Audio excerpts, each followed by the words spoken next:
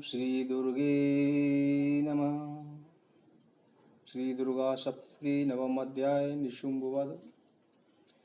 मैं अर्धनारीश्वर के श्री विग्रह की निरंतर शरण लेता हूँ। उसका वर्ण बंदूक पुष्प और सुवर्ण के समान रक्त प्रीति मिश्रित है। वह अपनी भुजाओं में सुंदर अक्षमाला, पास, अंकुश और वरद मुद्रा धारण करता है। अर्धचंद्र उसका आभूषण है तथा वह 3 नेत्रों से सुशोभित है। इस प्रकार ध्यान करके 9वें अध्याय का पाठ करता हूँ। राजा बोला कि भगवान, आपने रक्तबीज के वध से संबंध रखने वाला देवी चरित्र का यह अद्भुत महत्व मुझे सुनाया।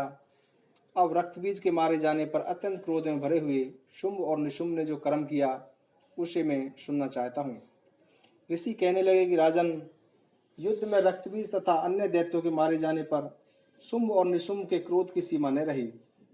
अपनी विशाल सेना इस प्रकार मारी जाती देख निशुंभ क्रोध में भरकर देवी की ओर दौड़ा। उसके साथ असुरों की प्रधान सेना थी। उसके आगे पीछे तथा दाएं बाएं बड़े बड़े असुर थे जो क्रोध से ओठ चबाते हुए देवी को मार डालने के लिए आए। शुंभ भी अपनी सेना के साथ मात्र गणों से युद्ध करके चंडिका को मारने के लिए आ पहुंचा। तब देवी के साथ शुंभ और निशुंभ का घोर युद्ध छिड़ गया। वे दोनों दैत्य बादलों की भांति बाणों की वर्षा कर रहे थे। उन दोनों के चलाए हुए बाणों की चंडिका ने अपने बाणों के समूह से तुरंत काट डाला और शस्त्र समूहों की वर्षा करके उन दोनों दैत्यों के अंगों को भी घायल कर दिया। निशुंभ ने तीखी तलवार और चमकती हुई ढाल लेकर देवी के पराक्रमी वाहन सिंह के सिर पर प्रहार किया। अपने वाहन को चोट पहुंचने पर देवी ने छ्रुप नामक वाण से निशुंभ की बड़ी तलवार और उसकी ढाल को, जिसमें 8 चंद्रमा जड़े थे, काट डाली। ढाल और तलवार के कट जाने पर उस असुर ने शक्ति चलाई, किंतु सामने आने पर देवी ने चक्र से उसकी भी 2 टुकड़े कर दिए। तब तो निशुंभ ने क्रोध से जलकर देवी को मारने के लिए शूल उठाया, किंतु देवी ने भी मुक्के भी मार मार कर चूर कर दिया। तब उसने गदा घुमाकर चंडी के ऊपर चलाई, परंतु वह देवी के त्रिशूल से कटकर भस्म हो गई। तब दैत्यराज को फरसा हाथ में लेकर आते देख देवी ने बाण समूहों से घायल कर उसे धरती पर गिरा दिया। उस भयंकर पराक्रमी भाई निशुंभ के धराशायी हो जाने पर शुंभ को बड़ा क्रोध आया और अंबिका को मारने के लिए वह आगे बढ़ा। रथ पर बैठे बैठे ही भयंकर हथियारों से वह शोभित हो रहा था। अपनी बड़ी बड़ी 8 बलशाली भुजाओं से समूचे आकाश को ढककर उसे आते देख देवी ने शंख बजाया और धनुष का अत्यंत दुस्वार टंकार किया। साथ ही समस्त दैत्य सैनिकों का तेज नष्ट करने वाले अपने घंटे के शब्द से संपूर्ण दिशाओं को भर दिया। तदंतर सिंह ने बड़े बड़े हाथियों का महामत दूर करने वाली अपनी धाड़ से आकाश, पृथ्वी और 10 दिशाओं को गुजा दिया। फिर काली ने आकाश में उछलकर अपने दोनों हाथों से पृथ्वी पर आघात किया। उससे ऐसा भयंकर शब्द हुआ जिससे पहले के सभी शब्द शांत हो गए। तब शिवदूती ने दैत्यों के लिए अमंगलजनक अट्टहास किया। इन शब्दों से असुर थर्रा उठे और शुंभ को भी बड़ा क्रोध आया। उस समय देवी ने कहा कि हे दुरात्मा, खड़ा रहे। तब आकाश से खड़े हुए देवता देवी की जय जयकार करने लगे।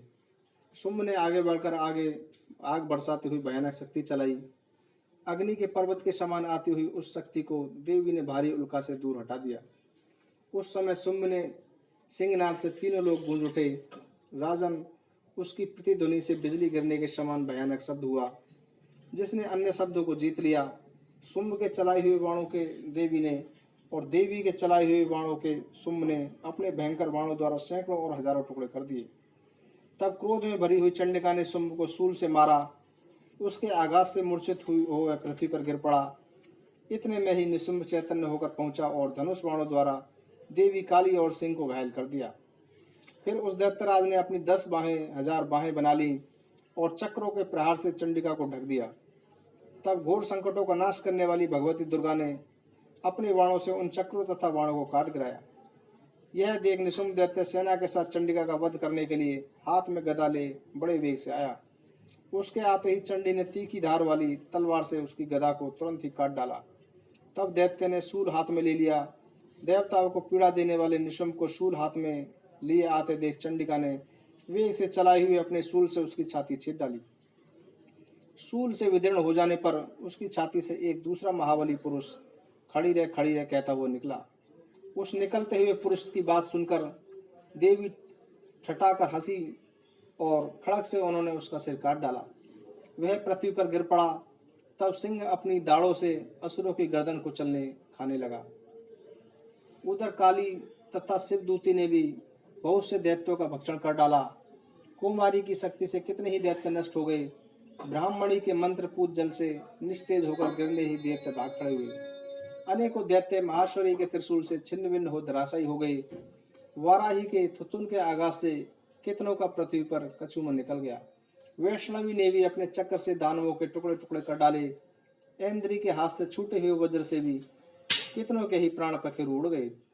इस प्रकार कुछ असुर नष्ट हो गए, कुछ उस महायुद्ध से भाग गए तथा कितने ही काली शिवदूती तथा सिंह के ग्रस्त बन गए। 10वां अध्याय शुंभवन में मस्तक पर अर्धचंद्र धारण करने वाली शिव शक्ति स्वरूपा भगवती कामेश्वरी का हृदय में चिंतन करता हूँ। वे तपाए हुए स्वर्ण के समान सुंदर हैं। सूर्य, चंद्रमा और अग्नि ये ही तीन उनके नेत्र हैं तथा वे अपने मनोहर हाथों में धनुष, बाण, अंकुश, पाश और शूल धारण किए हुए हैं। इस प्रकार देवी का ध्यान करते हुए 10वें अध्याय का पाठ करते हैं।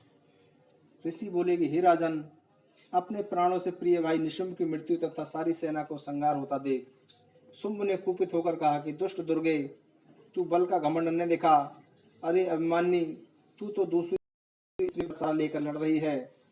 देवी बोली, ओ दुष्ट, मैं अकेली ही हूँ। इस संसार में मेरे सिवा दूसरी कौन है? देख, ये मेरी ही विभूतियां हैं, अतः मुझ में ही प्रवेश कर रही हैं।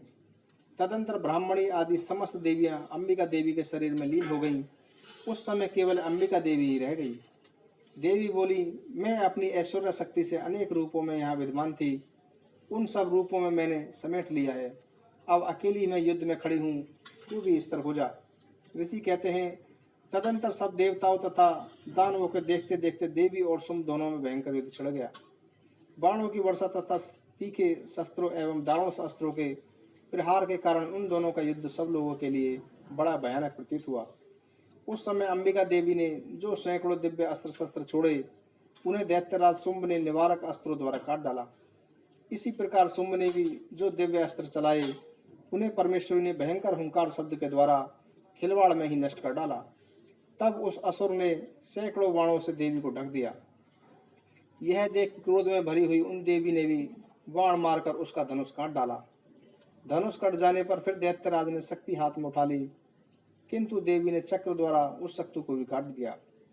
तब दैत्यों के स्वामी शुंभ ने 100 चंद्रमा जैसी चमकती हुई ढाल और तलवार हाथ में ले उस समय देवी का दावा किया। चंडिका ने अपने धनुष से छोड़े हुए तीखे बाणों द्वारा उसकी सूर्य के समान चमकती ढाल और तलवार को तुरंत काट दिया। दैत्य के रथ के घोड़े और सारथी भी मार डाले। धनुष तो पहले ही कट चुका था, अब उसने अंबिका को मारने के लिए भयंकर मुदगर हाथ में ले लिया। उसे आते ही देख देवी ने अपने तीक्ष्ण बाणों से उसका मुदगर भी काट डाला, जिस पर वह असुर मुक्का तानकर बड़े ही वेग से देवी की ओर झपटा और देवी की छाती पर मुक्का मारा। तब उन देवी ने भी उसकी छाती में एक ऐसा मुक्का मारा, देवी का मुक्का खाकर दैत्यराज शुंभ पृथ्वी पर गिर पड़ा, किंतु पुनः उसी प्रकार उठकर खड़ा हो गया। फिर वह उछला और देवी को ऊपर ले जाकर आकाश में खड़ा हो गया।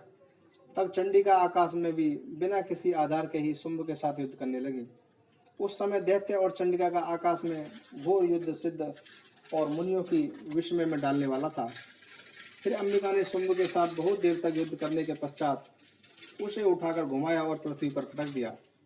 पृथ्वी पर गिरने के बाद वह दैत्य पुनः चंडिका को मारने के लिए और उनकी ओर वेग से आगे बढ़ा। तब दैत्यराज शुंभ को अपनी ओर आते हुए देख देवी ने त्रिशूल से उसकी छाती छेद कर उसे पृथ्वी पर गिरा दिया। देवी के शूल की धार से घायल होने पर उसके प्राण पखेरु उड़ गए और वह समुद्र, द्वीपों और पर्वतों सहित समूची पृथ्वी को कंपाता हुआ भूमि पर गिर पड़ा।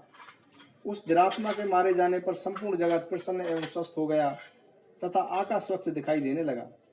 पहले जो उत्पात सूचक मेघ और उल्कापात होते थे, वे सब शांत हो गए तथा उस दैत्य के मारे जाने पर नदियां भी ठीक मार्ग से बहने लगी।